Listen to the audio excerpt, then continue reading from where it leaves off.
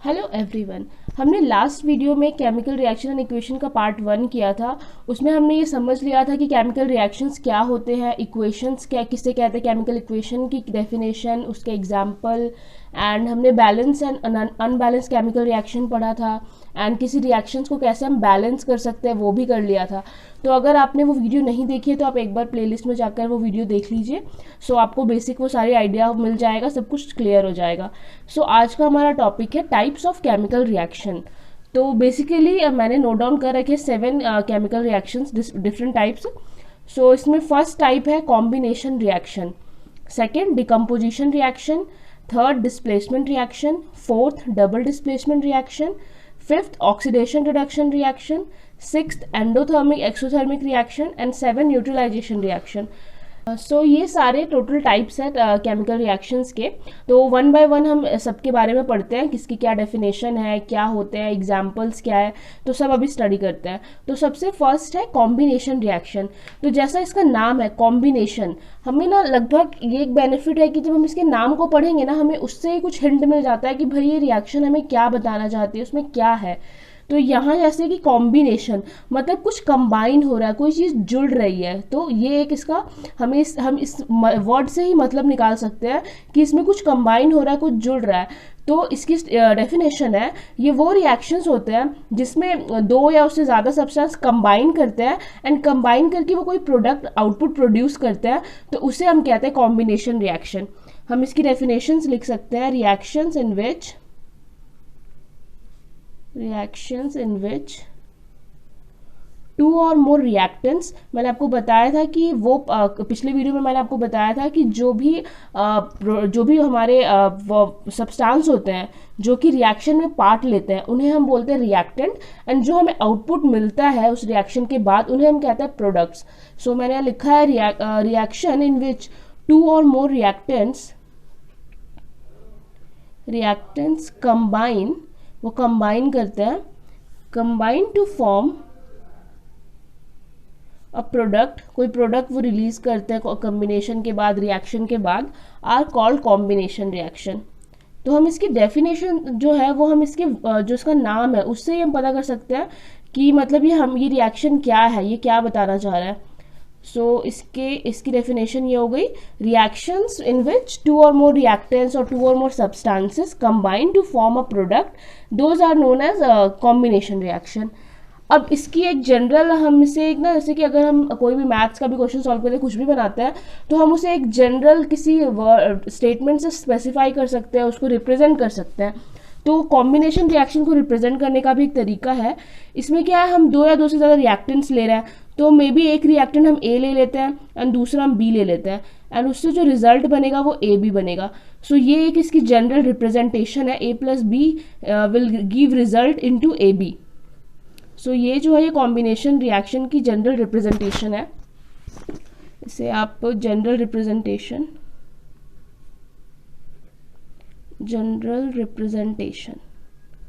ये हो गया।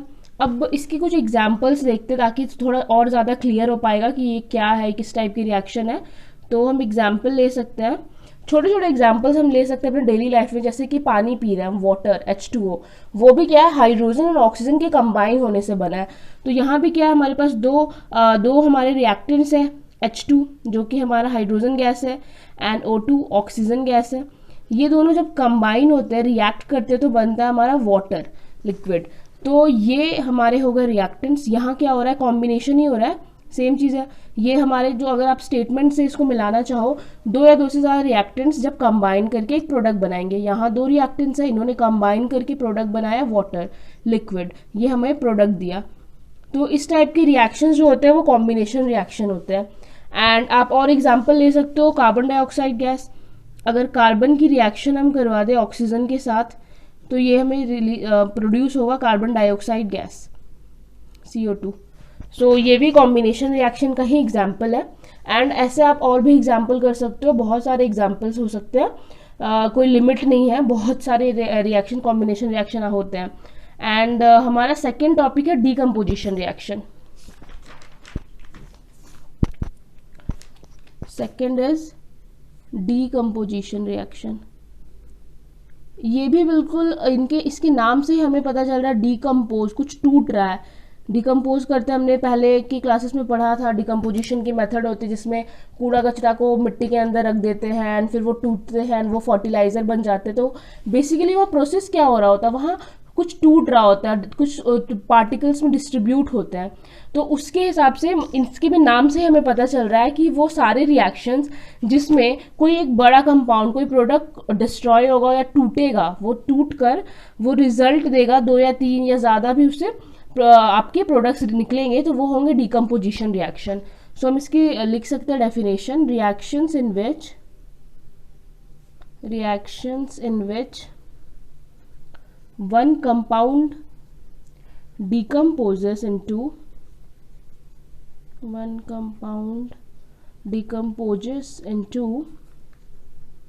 two or more products or elements, you can say anything, क्योंकि RHS जो हमें मिलता है वो प्रोडक्ट्स होता है, वैसे वो बनेंगे तो एलिमेंट्स, आप एलिमेंट्स भी लिख सकते हो, प्रोडक्ट भी लिख सकते हो। 2 or more elements are known as decomposition reaction। आपके सिंपल एलिमेंट भी बन सकते हैं, किसी केस में कंपाउंड भी बन सकते हैं, तो आप यहाँ पे कंपाउंड भी लिख सकते हो, कंपाउंड्स भी बन सकते हैं किसी केस में, कंपाउंड्स और एलिमेंट्स। इसका मैं आपको एग्जांपल बताऊंगी किस केस में कंपाउंड आता है डिकम्पोजिशन रिएक्शन, एंड इसकी रिप्रेजेंटेशन कैसी है। तो इसकी रिप्रेजेंटेशन होती है जैसे कि जस्ट ये जो है डिकम्पोजिशन रिएक्शन, ये कॉम्बिनेशन का जस्ट अपोजिट है, जस्ट उल्टा। तो जैसे कि हमने A+B से AB बनाया था, तो ये AB है, ये रिएक्ट करके ये टूटेगा and it will form A+B। ये इसकी जनरल रिप्रेजेंटेशन है। आप ये भी लिख सकते हो एक नोट में कि it's just the opposite of combination reaction representation. Okay, so इसकी एग्जांपल लेकर देखते हैं। अगर हम कैल्शियम कार्बोनेट CaCO3, इसे हम बोलते हैं कैल्शियम कार्बोनेट, इसको अगर हम हीट करते हैं तो ये टूटता है एंड बनता है CaO solid and CO2 gas. ये जो है ये कैल्शियम ऑक्साइड। सो आप ये देख सकते हो ये कोई एलिमेंट नहीं है, ये दो आपके पास कैल्शियम एक एलिमेंट है, ऑक्सीजन एक एलिमेंट है, इनसे कंबाइन होकर कुछ बना है। तो जो 2 या 2 से ज़्यादा एलिमेंट का जो आपका कॉम्बिनेशन होता है उसे आप कंपाउंड बोलते हो। सो मैंने यहाँ पे लिखा था कि जब वो डिकम्पोज होगा एक कंपाउंड, तो वो 2 या उससे ज़्यादा या तो कंपाउंड बन सकते हैं या तो एलिमेंट्स भी बन सकते हैं। सो ये उसका ही एग्जाम्पल है कि यहाँ पे हमें कंपाउंड भी मिल सकता है। सो ये कैल्शियम ऑक्साइड और कार्बन डाइऑक्साइड गैस में टूट गया, डिकम्पोज हो गया, ये एक एग्जाम्पल है। एंड जो डिकम्पोजिशन रिएक्शन होती है, इसके होने के 3 फैक्टर्स होते हैं। एक तो ये मैंने यहाँ हीट का एग्जाम्पल आपको दे दिया, जो हीट से जो रिएक्शंस टूटती है, डिकम्पोज होती है, उन्हें हम बोलते हैं थर्मल डिकम्पोजिशन रिएक्शन। इसका ये एक एग्जाम्पल हो चुका है। इसकी डेफिनेशन बस इतना है कि those decomposition reaction which take place in the presence of heat, those decomposition reaction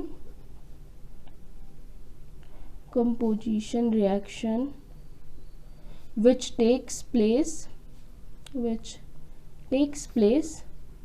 in the presence of heat के प्रेजेंस में जो भी डिकम्पोजिशन रिएक्शन होती है उन्हें हम थर्मल डिकम्पोजिशन रिएक्शन कहते हैं। एंड ये उसका एग्जाम्पल हो चुका है, ये ऊपर वाला ये इसका एग्जाम्पल है। एंड इसके बाद जो आपकी सेकेंड होती है वो होता है इलेक्ट्रोलाइटिक डिकम्पोजिशन। उसमें क्या होती है, सेम है जैसे कि अभी हमने हीट का यूज़ किया, वहाँ पे हम इलेक्ट्रिसिटी का यूज़ करेंगे, तो होती है इलेक्ट्रोलाइटिक डिकम्पोजिशन रिएक्शन। ये आपने अपने प्रीवियस क्लासेस में ही पढ़ा होगा, इलेक्ट्रोलाइसिस का प्रोसेस, जिसमें वाटर को हम इलेक्ट्रोलाइसिस के प्रोसेस में यूज़ करते हैं एंड उससे हम हाइड्रोजन और ऑक्सीजन गैस को रिलीज़ करवाते हैं। सो ये आपका सेम ही एग्जांपल है, वही चीज़ है इलेक्ट्रोलाइटिक डिकम्पोजिशन रिएक्शन। सो आप इसको लिख सकते हो दोज डिकम्पोजिशन रिएक्शन। ये सारे उस डिकम्पोजिशन के ही पार्ट है जब डिफरेंट कंडीशन होगी, चाहे हमारे पास हीट है, इलेक्ट्रिसिटी है, एंड एक होता है फोटोलिटिक डिकम्पोजिशन रिएक्शन जिसमें सनलाइट के हेल्प से होता है। तो ये 3 डिफरेंट टाइप्स है। Those decomposition reactions which takes place in presence of electricity, which takes place in the presence of electricity. And आपका थर्ड है photolytic decomposition reaction, photolytic decomposition reaction, composition reaction.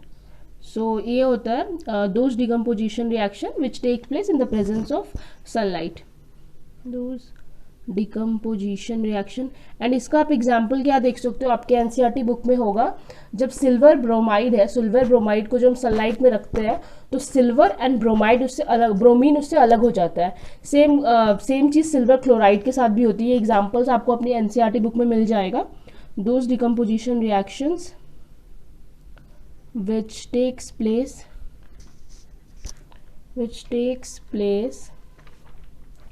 in the presence of sunlight। इसकी example आप कर सकते हो, अगर silver bromide है AgBr, यहाँ पे सनलाइट इसके ऊपर आती है तो सनलाइट में ये Ag and bromine, silver and bromine अलग हो जाता है। इस मेथड को बहुत बार लोग यूज़ करते हैं सिल्वर में से इम्प्योरिटी हटाने के लिए, सिल्वर ब्रोमाइड। सो ये आपके 3 टाइप्स हो गए डिकम्पोजिशन रिएक्शन के।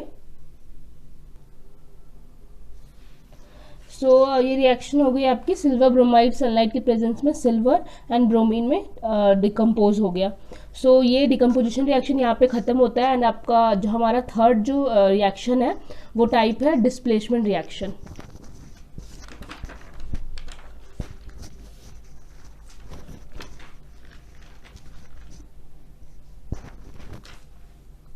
डिस्प्लेसमेंट रिएक्शन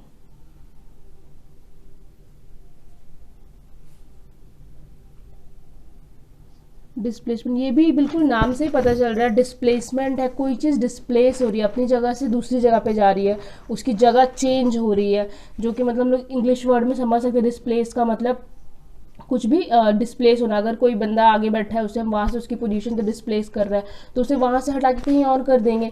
सो इसका जो इसकी जो डेफिनेशन है, जो इसका रिएक्शन है, वो बिल्कुल इसके नाम से ही मिलता है। डिस्प्लेसमेंट रिएक्शन वो रिएक्शन होते हैं जिसमें हमारे पास एक कंपाउंड है एंड कोई एक एलिमेंट है, तो जो मोस्ट रिएक्टिव है वो लेस रिएक्टिव को डिस्प्लेस कर देगा उसके कंपाउंड में से एंड वो खुद कंपाउंड बना लेगा।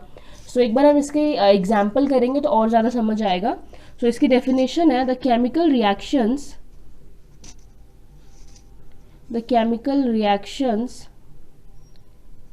in which a more reactive element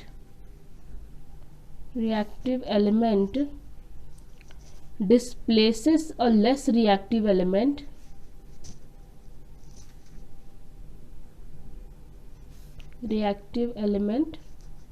from its compound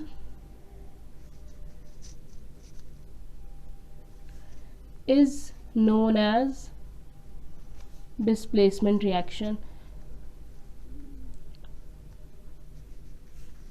एक बार इसका एक एग्जाम्पल करते हैं, फिर इसकी डेफिनेशन और ज़्यादा क्लियर हो जाएगी एंड उसके बाद ही हम इसकी रिप्रेजेंटेशन भी लिखेंगे किस तरीके से इसको रिप्रेजेंट करते हैं, क्योंकि उसके एग्जाम्पल से वो चीज़ें बहुत क्लियर हो जाएगी। सो एग्जाम्पल अगर हम लेते हैं किसी रिएक्शन की, अगर हमारे पास जिंक है सॉलिड, इसके हम रिएक्शन करा रहे हैं हाइड्रोक्लोरिक एसिड के साथ, HCl के साथ, एक्वस लेंगे। मैंने लास्ट वीडियो में बताया था कि एसिड को हम कंसनट्रेटेड फॉर्म में नहीं लेते किसी रिएक्शन में, the reaction will become explosive. So हमें हमेशा उसे एक्वस फॉर्म में लेना चाहिए जिसमें पानी ज़्यादा होता है ना, एसिड की कंसनट्रेशन कम होती है। सो रिएक्शन जो है वो एक्सप्लोसिव नहीं होगा, किसी को हार्म नहीं होगा उससे। एंड जिंक की जब रिएक्शन करा रहे हैं हम हाइड्रोक्लोरिक एसिड से HCl के साथ, तो क्या होगा, जिंक जो है वो एक रिएक्टिव एलिमेंट है, मोस्ट रिएक्टिव एलिमेंट है, और हाइड्रोजन जो है वो उससे कम है।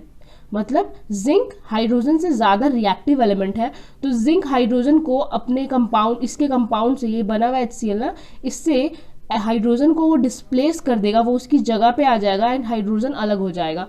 तो इसकी रिएक्शन कैसे होगी, Zn जो है वो Cl के साथ कंपाउंड बनाएगा। अभी कंपाउंड कैसे हम लिखेंगे, मुझे पता है मुझे जिंक यूज़ करना है, मुझे पता है मुझे क्लोरीन यूज़ करना है।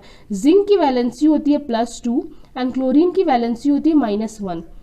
अब इनका अगर हमें कंपाउंड बनाना है तो आप देख सकते हो कि Zn जो हमें जब भी कंपाउंड बनाना होता है तो हमें plus sign and minus sign जो उनकी वैल्यूज़ को इक्वल करना पड़ता है ताकि वो कैंसिल आउट हो जाए, वो वैल्यू 0 दे, तब वो कंपाउंड एक स्टेबल कंपाउंड बनेगा।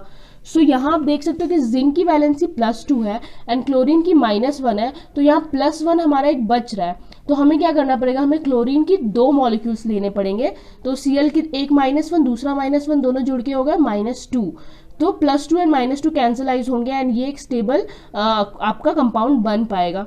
तो हमें Cl की 2 मॉलिक्यूल्स चाहिए, इसलिए इसका जो इसका कंपाउंड बनेगा वो होगा ZnCl2। ये आपने अपने लास्ट क्लासेस में पढ़ा होगा कि कैसे हम एलिमेंट से कंपाउंड बनाते हैं उनकी वैलेंसी के अकॉर्डिंग। सो मैंने थोड़ा सा यहाँ पे एक्सप्लेन कर दिया। सो ये ZnCl2 बनेगा एंड प्लस हाइड्रोजन अलग हो जाएगा H2। सो ये आपकी रिएक्शन बनेगी, ये एक्वस होगा एंड ये गैस। अब इसकी एक बार मैं नाम भी लिख देती हूँ, ये है जिंक क्लोराइड, यहाँ पे आपका हाइड्रोजन गैस है, हाइड्रोजन गैस। ये है आपका हाइड्रोक्लोरिक एसिड, हाइड्रोक्लोरिक एसिड। इसको हाइड्रोजन क्लोराइड भी बोलते हैं, इसका दूसरा नाम हाइड्रोजन क्लोराइड है, जो कि मतलब इसके हाइड्रोजन और क्लोरीन के कंपाउंड की वजह से, एंड ये एक एसिड है, इसका नाम हाइड्रोक्लोरिक एसिड है। And this is zinc. So ये रिएक्शन में आप देख सकते हो कि जिंक जो है वो ज़्यादा रिएक्टिव है एंड हाइड्रोजन जो है वो लेस रिएक्टिव है। एंड आप इसकी डेफिनेशन रीड करो, वैसे केमिकल रिएक्शन जिसमें जो मोर रिएक्टिव एलिमेंट है, ये मोर रिएक्टिव है, वो लेस रिएक्टिव को उसके कंपाउंड से, फ्रॉम इट्स कंपाउंड से डिस्प्लेस कर देता है। तो जिंक ने यहाँ पे हाइड्रोजन को डिस्प्लेस कर दिया एंड खुद उसकी जगह उसने कंपाउंड बना लिया। सो इस टाइप के रिएक्शंस होते हैं डिस्प्लेसमेंट रिएक्शन। एंड अगर आप इसकी अगर बात करते हैं हम इसकी रिप्रेजेंटेशन की, कि हम इसे कैसे रिप्रेजेंट कर सकते हैं, तो ये होगा A + BC। कोई A एक एलिमेंट है एंड BC कोई कंपाउंड है। इसकी रिएक्शन हुई, A ने C के साथ रिएक्शन कर ली, उसने उसके साथ कंपाउंड बना लिया एंड B को उसने डिस्प्लेस कर दिया। सो this is the general representation of displacement reaction.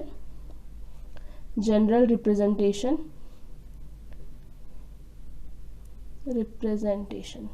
ये हो गई आपकी डिस्प्लेसमेंट रिएक्शन की general representation.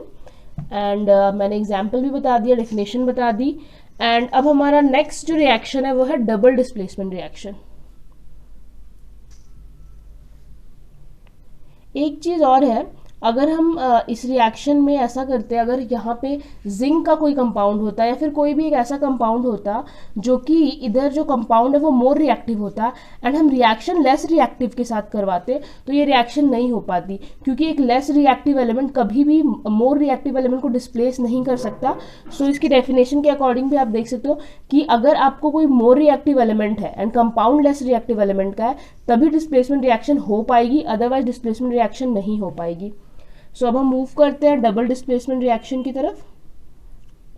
Double displacement reaction ये बिल्कुल सिमिलर है डिस्प्लेसमेंट के साथ, इट इज ऑलमोस्ट सिमिलर, बस इसमें क्या थोड़ा सा डिफरेंस आ रहा है। यहाँ पे आप देख सकते हो डिस्प्लेसमेंट क्या हो रही है, सिर्फ एक एलिमेंट की डिस्प्लेसमेंट हुई यहाँ पे, एंड यहाँ क्या है डबल डिस्प्लेसमेंट। सो यहाँ पे जो एलिमेंट्स होंगे, 2 एलिमेंट की डिस्प्लेसमेंट होगी।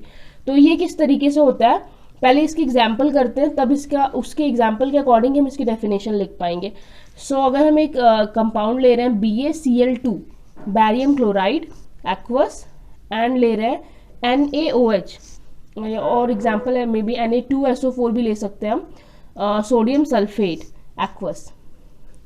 अब इसकी रिएक्शन अगर हम कराते हैं तो इससे क्या होगा कि ये जो बैरियम है ये सोडियम से ज़्यादा रिएक्टिव है, ये इसके साथ कंपाउंड बना लेगा एंड ये बच जाएगा, ये तो वेला बच जाएगा, इसके पास कुछ काम नहीं है, ये भी खाली बच गया, ये इसके साथ कंपाउंड बना लेगा। सो कैसे होगा, बैरियम एंड सल्फेट का कंपाउंड बनेगा BaSO4। बैरियम की वैलेंसी +2 होती है एंड सल्फेट की -2 होती है, तो ये डायरेक्ट 1 मॉलिक्यूल लेंगे, ये कंपाउंड बन जाएगा।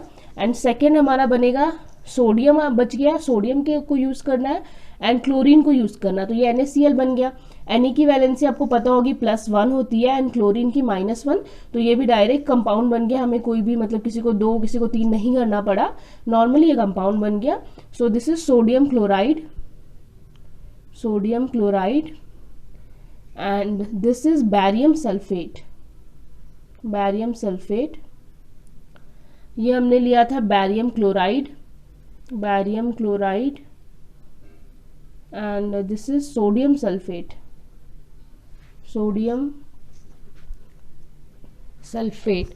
सो आप इस रिएक्शन से देख सकते हो कि हमारे पास दो कंपाउंड थे, एंड जो मोर रिएक्टिव था उसने लेस रिएक्टिव के साथ कंपाउंड बना लिया दूसरा, एंड दूसरा जो बच गया उसने फिर बचे के साथ उसने भी कंपाउंड बना लिया. सो इसमें क्या हो रहा है, दोनों ने अपने अपने आयंस को इंटरचेंज कर लिया है. सो इसकी डेफिनेशन होगी reactions in which ions are exchanged between two reactants. Ions are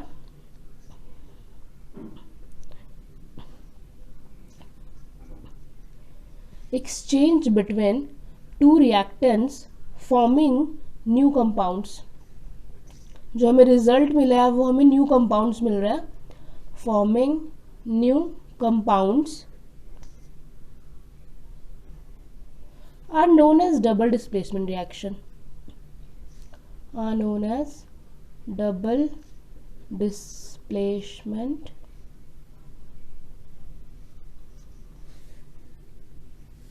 reaction.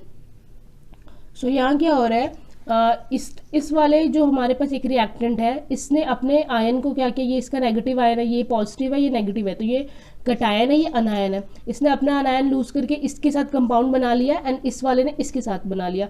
सो दोनों ने क्या किया, एक्सचेंज किया, अपने आयन्स को एक्सचेंज किया, एंड न्यू कंपाउंड्स की फॉर्मेशन हुई, barium sulphate and sodium chloride. So double displacement वो रिएक्शंस होते हैं जिसमें आपके जो कंपाउंड्स रिएक्टेंट में होते हैं वो अपने आयन्स को एक्सचेंज कर लेते हैं, एंड हमें न्यू कंपाउंड्स की फॉर्मेशन दिखती है प्रोडक्ट साइड में. सो इसे हम बोलते हैं डबल डिस्प्लेसमेंट रिएक्शन. एंड इसकी रिप्रेजेंटेशन आप देख सकते हो, ए बी एक अगर कंपाउंड है एंड सी डी एक कंपाउंड है. ए ने डी के साथ बना लिया, बॉन्ड बना लिया, ये कंपाउंड बन गया, एंड बी ने सी के साथ. So this is the general representation of double displacement reaction. General representation.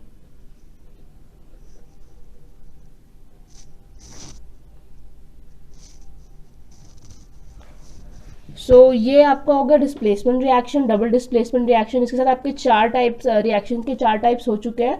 And अब हम मूव करते हैं नेक्स्ट रिएक्शन की तरफ. एंड हमारा अब नेक्स्ट टॉपिक है ऑक्सीडेशन रिडक्शन रिएक्शंस. सो ऑक्सीडेशन रिएक्शन क्या होते हैं, ऑक्सीडेशन रिएक्शन. सो वो रिएक्शंस जिसमें ऑक्सीजन जो है वो ऐड होता है, ऑक्सीजन को हम ऐड करते हैं तो हम उन्हें ऑक्सीडेशन रिएक्शन कहते हैं. सो इसकी डेफिनेशन होगी एडिशन ऑफ ऑक्सीजन और रिमूवल ऑफ हाइड्रोजन, अगर हाइड्रोजन रिमूव भी हो, और रिमूवल ऑफ हाइड्रोजन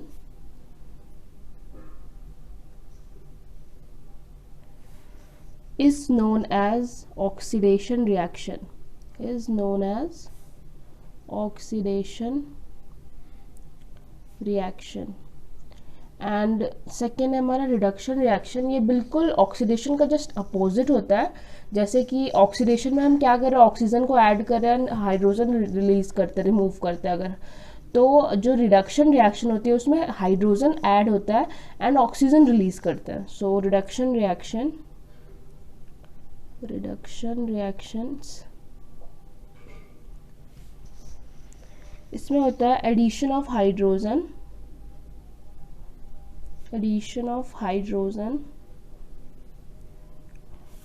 और रिमूवल ऑफ ऑक्सीजन.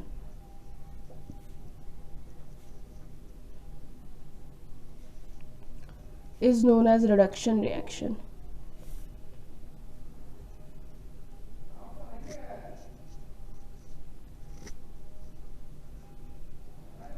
अब इन दो रिएक्शंस में क्या होते हैं, दो टॉपिक्स आ जाते हैं, oxidizing agent and reducing agent. तो ये समझना होता है ताकि कुछ क्वेश्चंस में पूछ लेते हैं कि explain about oxidizing agent and reducing agent, give some example. So ये हमें पता होना चाहिए. सो इसके लिए टॉपिक बता रहे हैं ऑक्सीडाइजिंग एजेंट. तो वो सब्सटेंस, जैसे कि ऑक्सीडेशन क्या हो रहा है, ऑक्सीजन का ऐड हो रहा है, ऐड कर रहे हैं हम ऑक्सीजन, तो जो सब्सटेंस ऑक्सीजन रिलीज करे ताकि हम किसी में क्या करें, किसी कंपाउंड में ऑक्सीजन ऐड करेंगे तो उसकी ऑक्सीडेशन होगी। तो अगर कोई सब्सटेंस ऑक्सीजन को रिलीज करेगा तो ही वो हेल्प करेगा उस रिएक्शन को, ऑक्सीडेशन रिएक्शन करवाने के लिए। सो वो सब्सटेंस जो रिमूव करता है, जो कि ऑक्सीजन को रिमूव करता है, उसे हम कहते हैं oxidizing agent. The substance which gives, ये बिल्कुल सिंपल डेफिनेशन है जो कि आप अपने एग्जाम में यूज़ कर सकते हो, और आपको उसके पूरे मार्क्स मिलेंगे क्योंकि ये करेक्ट डेफिनेशन है, एंड आपको बाकी बुक्स में भी ये डेफिनेशन मिल जाएगी। सो the substance which gives oxygen, जो हमें ऑक्सीजन दे रहा है, क्योंकि अगर आप समझना चाहो, रट्टा ना लगाना चाहो किसी चीज़ का, तो आप समझ सकते हो कि ऑक्सीडेशन क्या, ऑक्साइड हो रहा है। ऑक्साइड क्या बनता है, ऑक्सीजन से हम ऑक्साइड बनाते हैं। तो अगर कहीं पे ऑक्सीजन की एडिशन हो रही है, हम जोड़ रहे हैं, तो वो ऑक्सीडेशन रिएक्शन है। एंड ऑक्सीडाइजिंग एजेंट क्या होंगे, ऑक्सीडाइजिंग एजेंट वो सब्सटेंस होंगे जो ऑक्सीडेशन रिएक्शन को करवाने में हेल्प करेंगे। तो वो कैसे हेल्प कर सकते हैं, ऑक्सीडेशन, अगर ऑक्सीडेशन रिएक्शन को ऑक्सीजन चाहिए, अगर वो ऑक्सीजन दे सकते हैं तो वो उसकी हेल्प करेंगे। सो ऑक्सीडाइजिंग एजेंट वो होते हैं जो ऑक्सीजन प्रोड्यूस करते हैं, ऑक्सीजन गिव करते देते हैं, ठीक है। तो the substances which gives oxygen for oxidation, oxidation reaction को कराने के लिए, for oxidation is known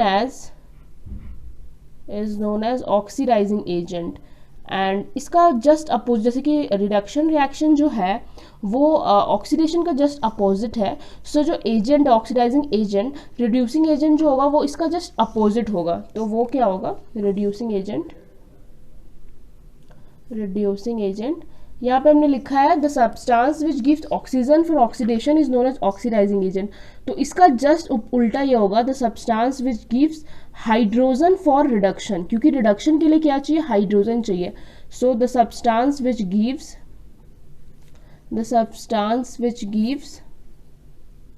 hydrogen for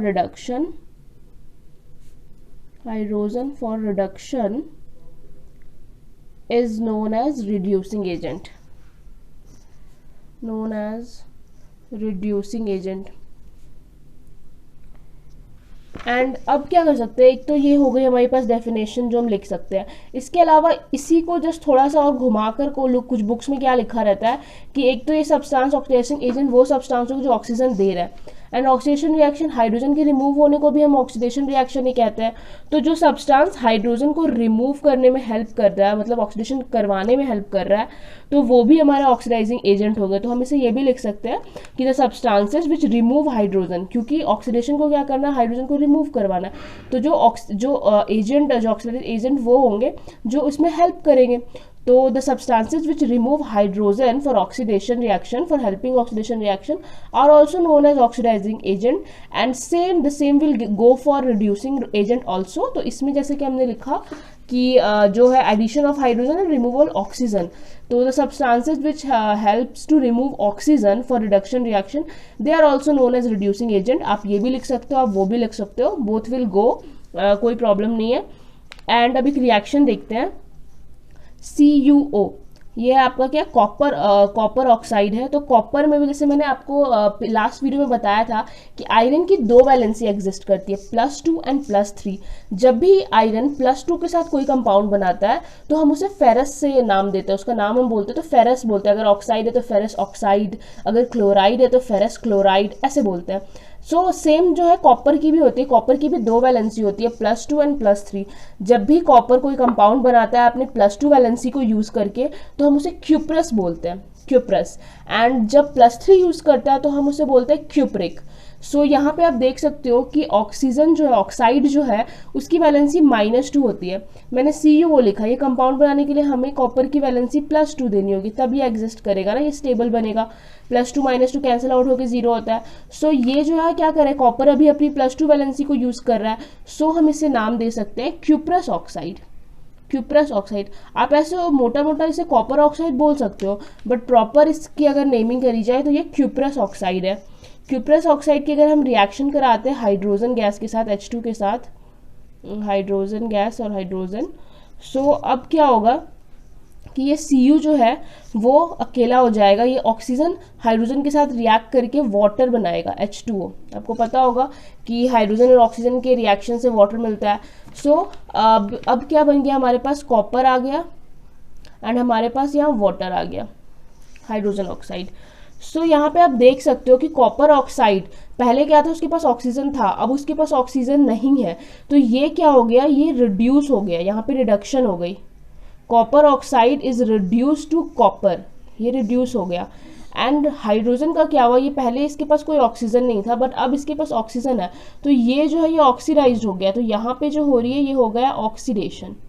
आप देख सकते हो यहाँ पे ऑक्सीडेशन हो गया, हाइड्रोजन के पास पहले रिएक्शन के पहले इसके पास ऑक्सीजन नहीं था बट अब इसके पास ऑक्सीजन है, तो ये ऑक्सीडाइज्ड हो गया, यहाँ पे ऑक्सीजन ऐड हो गया, वाटर बन गया।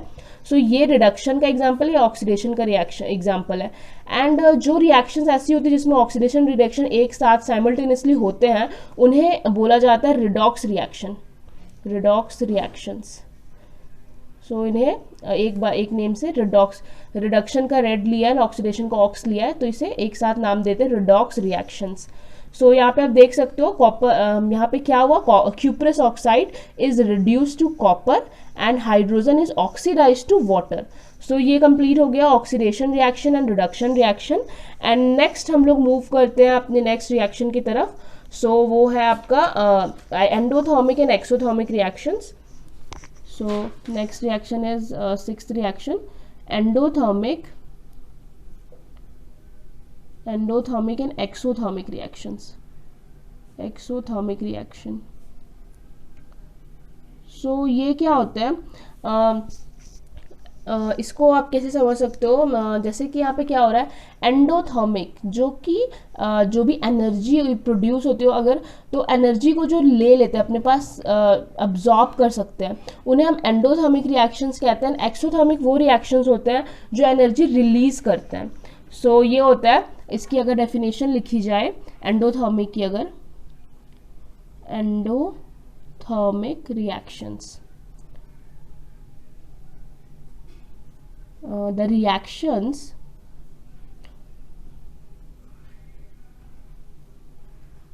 which absorbs heat energy, या थर्मिक है तो आप समझ सकते हो heat energy, which absorbs heat energy, और मे बी कोई भी एनर्जी अगर वो एनर्जी को एब्जॉर्ब कर रहा है तो is called as endothermic reaction. And इसका ही जस्ट अपोजिट एक्सोथर्मिक होता है जो रिलीज करता है, and endothermic D, endothermic reaction. And इसका जस्ट उल्टा होता है exothermic reactions. Thermic reactions, the reaction which releases heat energy, which releases energy और which produces energy, आप कुछ भी लिख सकते हो, which produces और releases energy is called as exothermic reaction. Exothermic reactions. सो ये इसके टाइप हो गए। अब अगर हम एग्जाम्पल से समझना चाहें एंडोथर्मिक एंड एक्सोथर्मिक को, सो एक एग्जाम्पल हम लेते हैं, डिकम्पोजिशन ऑफ कैल्शियम कार्बोनेट हमने किया था, डिकम्पोज किया था कैल्शियम कार्बोनेट को हीट के प्रेजेंस में। तो इसको अगर हम लेते हैं CaCO3 है कैल्शियम कार्बोनेट, हमने पीछे भी ये एग्जाम्पल किया है, इसको हम हीट के प्रेजेंस में डिकम्पोज कर रहे, तोड़ रहे हैं, तो CaO solid and CO2 gases ये बनता है। एंड प्लस ये क्या करता है, ये एनर्जी को एब्जॉर्ब करता है, तो ऐसे नहीं लिखते हैं। सो ये इस रिएक्शन में क्या होता है कि ये एनर्जी एब्जॉर्ब कर रहा है, क्योंकि CaCO3 क्या कर रहा है, हीट को यूज कर रहा है रिएक्शन को करने के लिए, इसने एनर्जी को एब्जॉर्ब किया तो इसने दो पार्ट्स में तोड़े हैं। सो ये जो आपका एग्जाम्पल है, ये एग्जाम्पल है एंडोथर्मिक रिएक्शन का। एंडोथर्मिक रिएक्शन जो हीट को यूज कर रहा है, अब यूज कर रहा है, उसको एब्जॉर्ब कर रहा है, आप जो भी बोलना चाहो अपने नॉर्मल लैंग्वेज में, कि जो रिएक्शंस हीट को यूज़ कर रहा है, हीट को एब्जॉर्ब कर रहा है, जो भी कर रहा है, तो ताकि वो रिएक्शन हो पाए। सो ये रिएक्शंस हो गई हमारी एंडोथर्मिक। अगर हम एक्सोथर्मिक का एग्जांपल देखना चाहें, एक्सोथर्मिक का एग्जांपल आप देख सकते हो कि आप अगर घर पे देखो, घर में अगर चूना वगैरह पड़ा हो, उसमें अगर आप पानी डाल दो तो आप देख सकते हो, देखोगे कि उसमें से हवा निकलने, मतलब भाप सा निकलने लगेगा, वो गर्म हो जाता है पूरा। तो वो क्या करता है, एनर्जी रिलीज कर रहा होता है, वो एनर्जी रिलीज कर रहा होता है। सो वो उस टाइप के रिएक्शन जो है वो एक्सोथर्मिक रिएक्शंस होते हैं।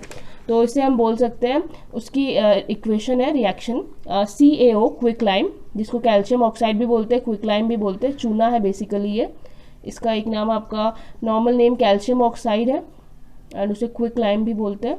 सो इसकी रिएक्शन में अगर हम इसमें वाटर ऐड किया, हमने लिक्विड वाटर, सो ये रिएक्ट करके बनाएगा CaOH2 प्लस एनर्जी रिलीज होगी, ये एक्वस होता है, एनर्जी रिलीज होगी, energy.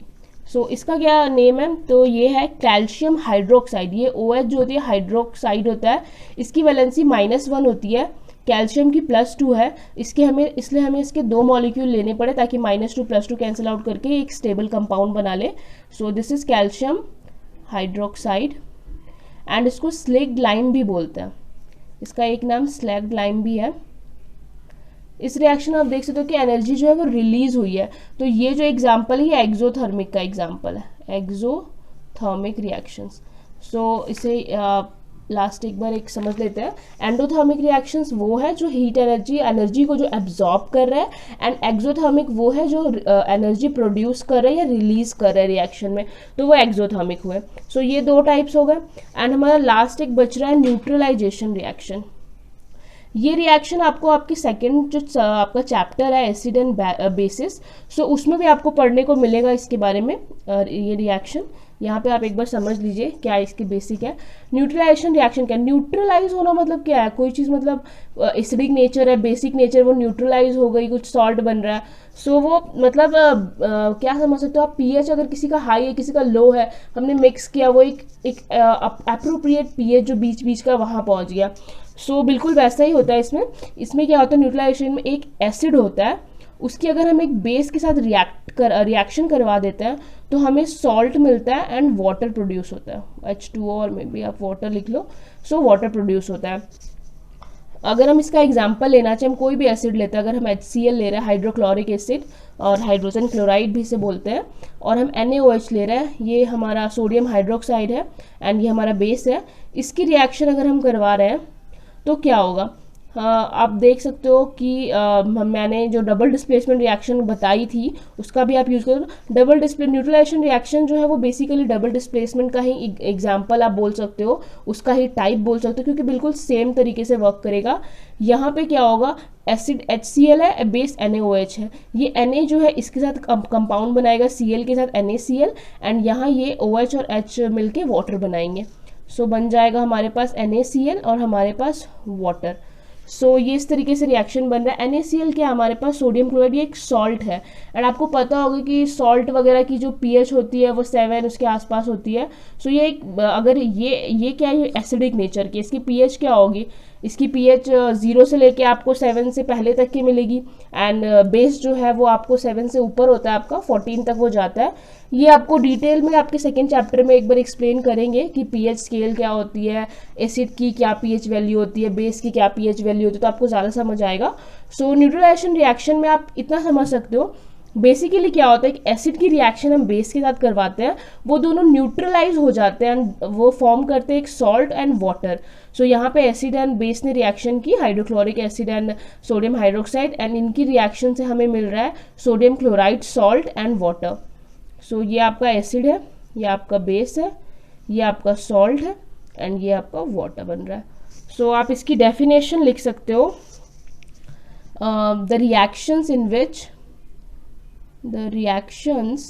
in which an acid reacts with a base to give salt and water is called as, आप जो भी लिखो, is called as neutralization reaction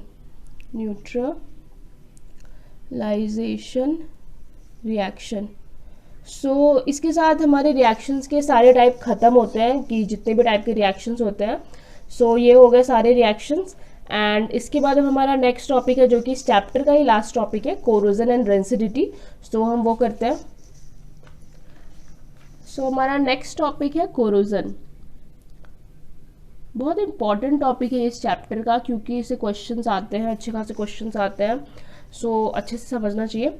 so corrosion क्या है, ये एक स्लो प्रोसेस है जिसमें क्या होता है कि मेटल्स या कुछ भी मेटलिक कंपाउंड सब्सटेंसेस अगर घर में, जैसे कि एग्जांपल आप देख सकते हो, मैंने फर्स्ट वीडियो में भी थोड़ा सा इसके बारे में बताया था कि अगर कोई लोहे का बॉक्स है या फिर अगर कोई लोहे का दरवाज़ा है तो आप देख सकते हो कि कुछ समय के बाद उसके ऊपर क्या होता है, एक ब्राउनिश सी लेयर आ जाती है। उसके ऊपर जो लेयर बनती है ना उसे हम कहते हैं रस्टिंग होती है। तो ये जो कोरोजन जो है ये एक स्लो प्रोसेस है जिसमें मेटल्स या कंपाउंड, कुछ मेटल्स या उसके जो सामान होते हैं उससे बने हुए, उसमें एक अनडिजायरेबल कंपाउंड कंपाउंड उसके ऊपर बन जाती है, उसकी लेयर बन जाती है। एंड ये कैसे होती है, तो ऑक्सीजन, वाटर, मतलब एयर बोल सकते हो आप, बट बेसिकली एयर में जो यूज़ होता है, जो ऑक्सीजन की जो प्रेजेंस है उसकी वजह से वो रिएक्शन होती है। सो ऑक्सीजन के वजह से, वाटर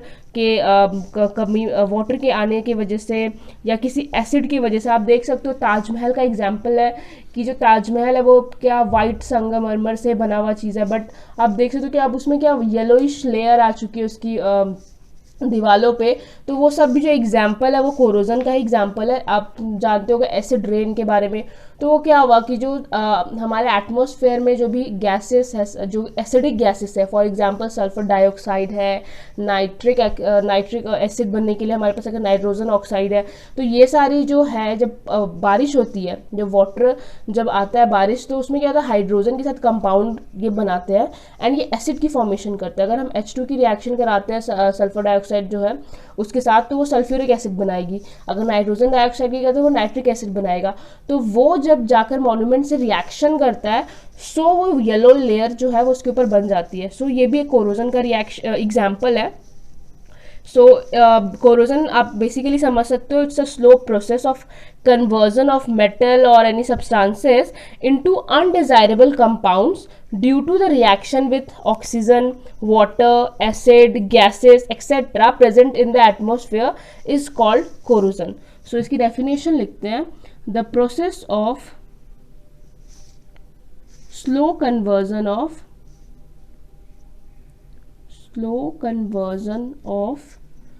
metals और एनी सब्सटेंसेस, आप कुछ भी ले सकते हो जिसके ऊपर ये चीज़ें हो जाए, any substances into their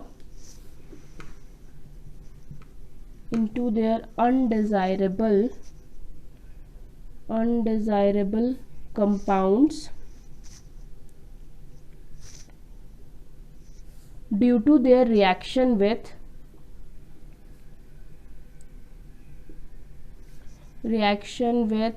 oxygen के साथ हो सकती है, वाटर, एसिड और गैसेस प्रेजेंट इन एटमॉस्फेयर। सो अगर इनके साथ रिएक्शन करने से अगर कोई अनडिजायरेबल कंपाउंड बन रहा है, सो उस रिएक्शन को आप कोरोजन बोल सकते हो इन द एटमॉस्फेयर।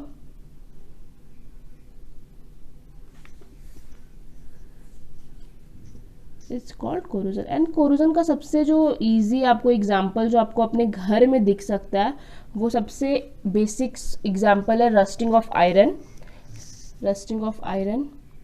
इस पे क्वेश्चंस आते हैं, रस्ट कैसे बनता है, रस्ट की क्या इक्वेशन है एंड कैसे हम रस्टिंग को प्रिवेंट कर सकते हैं। तो ये सारे क्वेश्चंस इस टॉपिक से बनते हैं।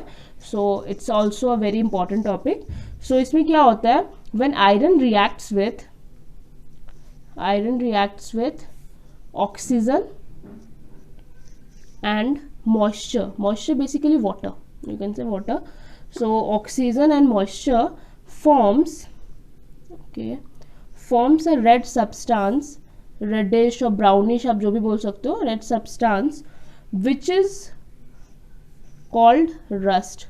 उसे हम रस्ट बोलते हैं। अगर किसी लोहे के ऊपर या लोहे के सामान के ऊपर ऑक्सीजन एंड मॉइस्चर में बेसिकली वाटर के रिएक्शन से कुछ रेडिश और ब्राउनिश सब्सटेंस उसके ऊपर लेयर चढ़ जाती है, उस लेयर को ही हम रस्ट कहते हैं। सो ये हो गई आपकी रस्टिंग ऑफ आयरन। अब इसकी इक्वेशन कैसे होती है।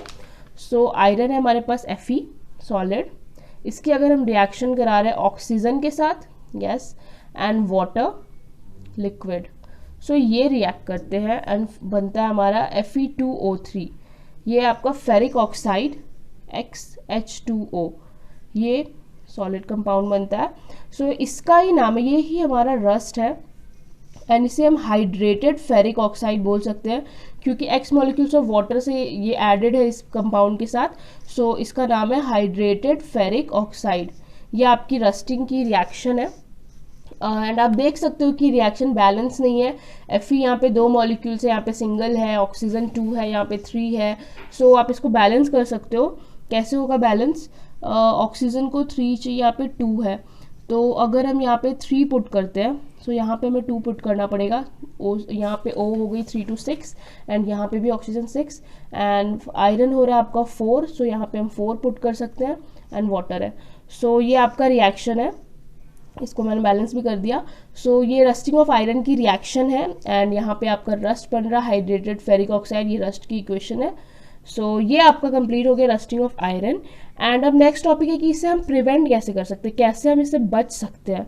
तो ये क्या होता है, इसके मेथड्स एंड हमें बचना क्यों इंपॉर्टेंट। अगर रस्ट बन रहा है, हो रहा है, होने दो, क्या फ़र्क पड़ता है। बट नहीं, फ़र्क पड़ता है क्योंकि उससे क्या होता है, अगर एक लोहा है, अगर आप किसी इंसान को ही देखते हो, अगर वो 50 साल जी रहा है, बोलते हो उसकी लाइफ लाइन 50 ईयर्स की है, 100 साल जी रहा है, उसकी लाइफ लाइन 100 ईयर्स की है। सो वैसे ही हमारे सामान की भी होती है। अगर हमने पेन रखा है, अगर मैं इससे लिख रही हूँ, फुल इंक का है, मे बी अगर मैं बहुत लिखती हूँ तो 2 दिन में ख़त्म हो जाए, 3 दिन में या 10 दिन में, जैसा भी मैं लिख रही हूँ, तो उसकी लाइफ लाइन उतने टाइम की हुई, वो ख़त्म हो गया। वैसे ही जो हमारे मेटल्स है उनकी भी लाइफ लाइन होती है कि वो इतने टाइम तक चलेगा बिना उसमें कुछ प्रॉब्लम हुए। बट रस्टिंग क्या करती है, उसकी जो उसकी लाइफ लाइन है उसको कम कर देती है, उसको कमज़ोर बनाती है, उसको वीक कर देती है। एंड वो धीरे धीरे क्या होता है, आप देखते हो अगर कोई दरवाज़ा, अगर कोई लोहे का दरवाज़ा आपके आसपास हो, जब उसमें रस्ट लग जाती है, धीरे धीरे क्या होता है कि उस दरवाजे में आपको छेद सा दिखेगा, वो उस लोहे को पूरा खा जाता है, उस एरिया को डिस्ट्रॉय कर देता है एंड आपको वहाँ पे होल दिख जाएगा। सो बेसिकली रस्टिंग का क्या नुकसान है कि वो जो हमारे आयरन मेटल्स है, स्टील मेटल्स, उसके ऊपर अगर वो रस्टिंग हो रही है तो वो उसको वीक कर देता है, उसकी लाइफ लाइन कम कर देता है।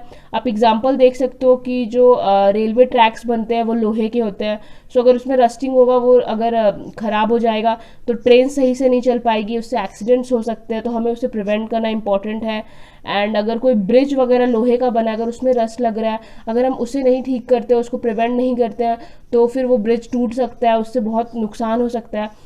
सो इस वजह से हमें प्रिवेंशन के ऊपर ध्यान देना चाहिए, हमें रस्ट होने से रोकना चाहिए। सो अब हम देखते हैं मेथड्स टू प्रिवेंट रस्टिंग, किस किस मेथड से हम रस्टिंग को प्रिवेंट कर सकते हैं। सो बहुत सिंपल मेथड्स है। बाय पेंटिंग, आप उसको पेंट कर दे अच्छे से, टाइम टू टाइम आप उसकी पेंटिंग करते रहे, उसके ऊपर पेंट चढ़ाते रहे, पेंट की लेयर अगर चढ़ जाएगी। बेसिकली पेंटिंग कैसे प्रिवेंट कर रहा है रस्टिंग को, तो पेंटिंग से क्या हो रहा है, लोहे के ऊपर एक लेयर बन जा रही है एंड उस लेयर के बनने से जो ऑक्सीजन एंड वाटर के साथ आयरन का रिएक्शन हो रहा था वो रिएक्शन नहीं हो पा रहा क्योंकि उसके ऊपर एक लेयर चढ़ चुकी है। कॉन्टैक्ट जो आयरन का ऑक्सीजन और वाटर से कॉन्टैक्ट हमने रोक दिया है लेयर चढ़ा के पेंट का, तो इसके हेल्प से हम रस्टिंग को थोड़ा प्रिवेंट कर सकते हैं। सो बाय पेंटिंग। एंड सेकेंड है हमारे पास ग्रीसिंग, हम ग्रीस कर सकते हैं, उसको रगड़ रगड़ के उसको निकाल सकते हैं रस्ट को। सो हम अगर टाइम टू टाइम ग्रीस करते रहे, ऑयलिंग करते रहे, तो इससे भी हम रस्टिंग को प्रिवेंट कर सकते हैं। तो ये हमारे टाइप्स हो गए रस्टिंग को प्रिवेंट करने के, बाय पेंटिंग, बाय ग्रीसिंग और ऑयलिंग। एंड अब हमारे चैप्टर का लास्ट टॉपिक है रेंसिडिटी। सो रेंसिडिटी क्या होती है, अगर आपने देखा होगा कई बार ऐसा होता है कि कुछ जो भी ऑयली फूड्स है या फैट वाले फूड्स है उसे अगर बहुत देर तक खुला छोड़ दो, अगर आप चिप्स का एग्जांपल लो, लेस चिप्स है, आप खा रहे हो, आपको वो बहुत टेस्टी लग रहा है, बट अगर आपने उसे कटोरे में निकाल के रख दिया एंड आप भूल गए, 2 घंटे 4 घंटे बाद जब जाकर आप देखोगे तो आप देखोगे कि वो बहुत सिकुड़ जाता है, उसका कोई टेस्ट नहीं बचता है, कुछ क्रिस्प नहीं बचता है, कोई मज़ा नहीं रहता उसमें। सो बेसिकली उसमें क्या हुआ, वो ख़राब क्यों हो गया। सो वो क्या होती है, वो एटमॉस्फेयर के साथ उसने रिएक्शन किया एंड उस रिएक्शन की वजह से वो डिस्ट्रॉय हो गया, मे बी उसका टेस्ट चेंज हो गया, उसकी जो उसकी क्रिस्प है वो कम हो गया। सो वो भी एक एग्जाम्पल क्या आपका रेंसिडिटी का ही एग्जाम्पल है। आप लिख सकते हो द टेस्ट एंड ऑर्डर, इसकी डेफिनेशन बता रही हूँ, the taste and odour of food food materials containing fat or oil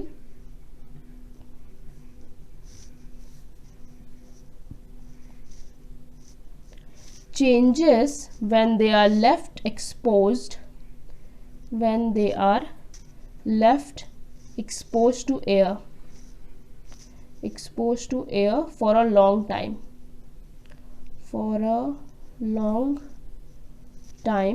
This is called rancidity.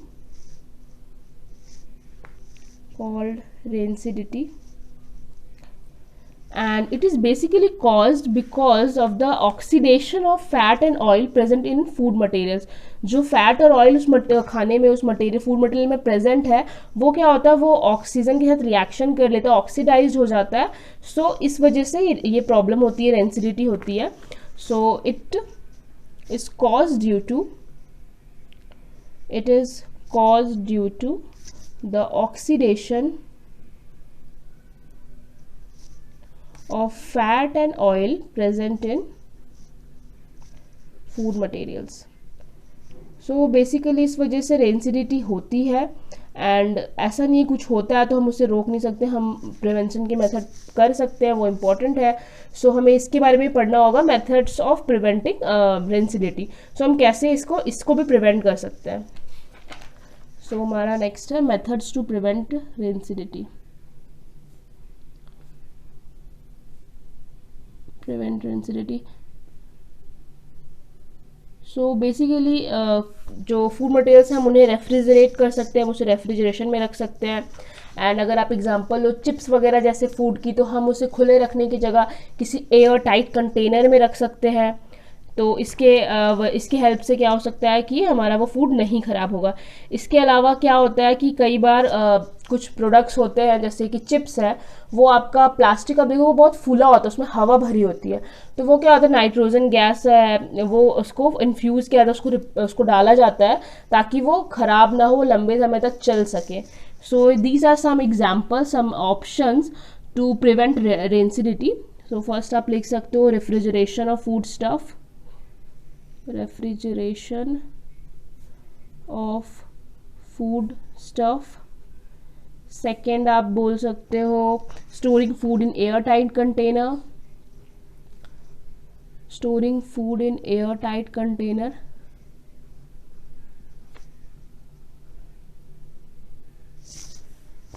Third आप बोल सकते हो रिप्लेसिंग एयर बाय नाइट्रोजन अगर हम डाल रहे हैं, replacing air by nitrogen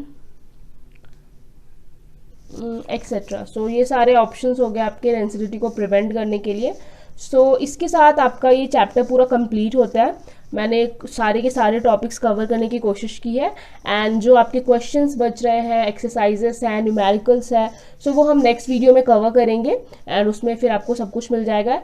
और साथ ही साथ इस पूरे चैप्टर का जो नोट्स है, जो भी कंप्लीट नोट्स होगा, वो आप एक बार डिस्क्रिप्शन चेक कर लीजिए. उसमें आपको PDF नोट मिल जाएगा पूरे चैप्टर का with complete definition, example, everything. और जो हमारा next videos numerical and exercise का बनेंगे, उसका भी आपको कंप्लीट PDF मिल जाएगा, जिसमें आपको सब कुछ सारे क्वेश्चंस बने हुए मिलेंगे, उसकी पूरी एक्सप्लेनेशन मिलेगी, एवरीथिंग. एंड आई होप आपको वीडियो अच्छी लगी हो. Please like, share and subscribe. Thank you so much.